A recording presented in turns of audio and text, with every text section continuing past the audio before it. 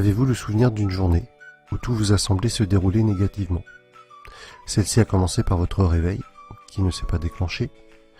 Vous avalez votre petit déjeuner rapidement, et dans la précipitation, vous renversez votre café. Votre chemise est toute sale, votre tasse se retrouve cassée par terre. Cela s'est ensuite enchaîné par des bouchons inhabituels sur votre trajet au boulot. Votre boss vous fait des réflexions sur votre travail, qui lui semble insatisfaisant. Et tout se cumule ainsi jusqu'au soir, où vous retrouvez votre voiture en panne de batterie. Bref, une journée où tout a semblé s'enchaîner de manière négative. Tous ces événements qui se sont succédés vous ont rendu de mauvaise humeur. Et lorsqu'enfin vous rentrez chez vous, vous reportez inconsciemment tout ce cumul à votre entourage.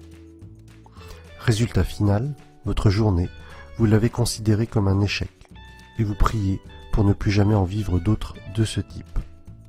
Seulement, ce genre de circonstances, nous en vivons tous quotidiennement. Et pourtant, certaines personnes arrivent à être plus heureuses que d'autres. Selon vous, pour quelle raison? Eh bien, pour expliquer cela, voici une formule que j'aimerais que vous reteniez à la fin de cette vidéo. E plus R égale A.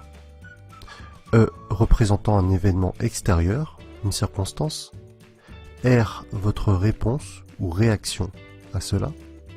Et A, l'aboutissement, la finalité.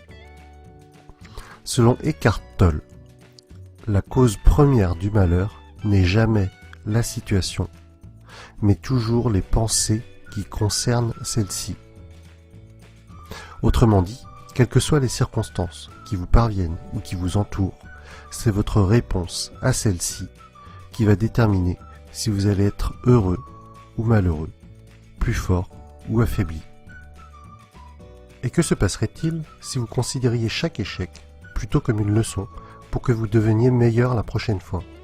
Ou si, comme moi, vous essayez de ne plus jamais employer le mot problème, mais plutôt utiliser l'expression opportunité pour s'améliorer ou challenge à relever?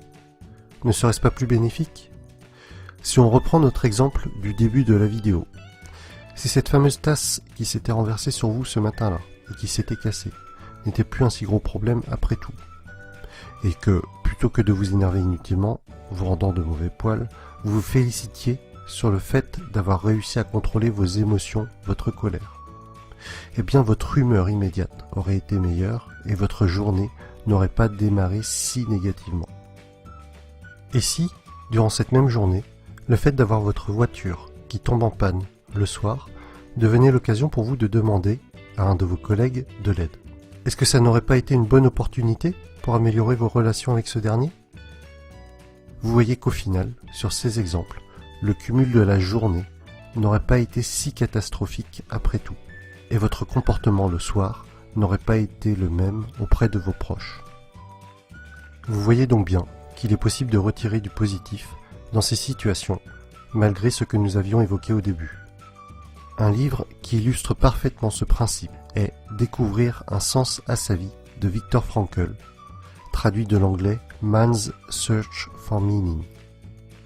En résumé, c'est le témoignage d'une personne qui a passé plusieurs années dans des camps de concentration durant la Seconde Guerre mondiale. Et malgré des situations épouvantables, il nous apprend que chaque être reste libre de pouvoir choisir ses pensées et de trouver des moments de bonheur malgré les circonstances. Si vous êtes coutumier du fait de vous plaindre régulièrement, de vous emporter dès qu'une situation ne vous convient pas, ou de vous énerver à la moindre petite chose inconfortable, je vous rappelle l'équation que vous devez retenir. E, les événements que vous ne pouvez pas contrôler, finalement, plus R, la réaction que vous aurez face à cette situation, est égal à A, l'aboutissement, l'état final dans lequel vous serez. C'est votre réaction qui sera responsable de l'état dans lequel vous allez vous sentir ensuite.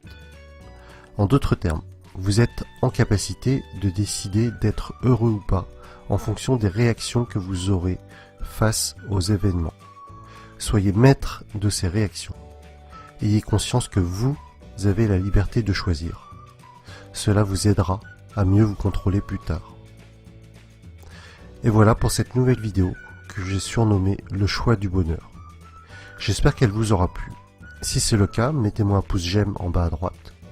Merci de partager sur Facebook pour m'aider à me faire connaître. Abonnez-vous et je vous dis à bientôt.